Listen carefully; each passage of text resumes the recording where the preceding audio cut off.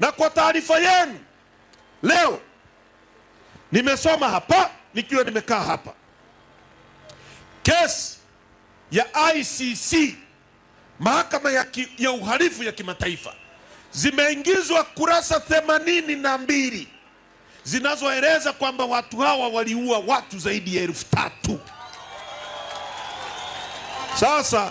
Sasa Mbeya Peoples wanasema hayo ni mambo yetu ya ndani. Hakuna mambo ya ndani.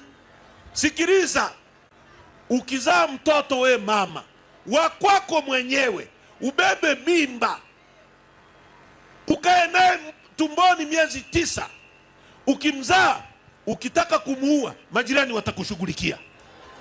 Kwa hiyo haiwezekani ukaua watu, dunia inakwambia acha kuua watu, unasema hayo ni mambo yetu ya ndani. Mauaji sio mambo yetu ya ndani, ni mambo yako na polisi na vyombo vyako ulivyovituma kuua watu. Uongo kweli?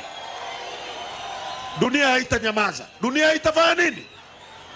Jana mke wa Mheshimiwa Tundu Lissu na mdogo wake Polepole wamezungumza kwenye bunge la Ulaya, kwenye tume ya haki za binadamu ya bunge la Ulaya, na mke wake Lissu ametema kizungu kubwa. Sema kizungu kubwa. Dunia haitanyamaza. Sawa sawa. Kwa hiyo sisi tutapiga ndani na wengine wanapiga kule nje.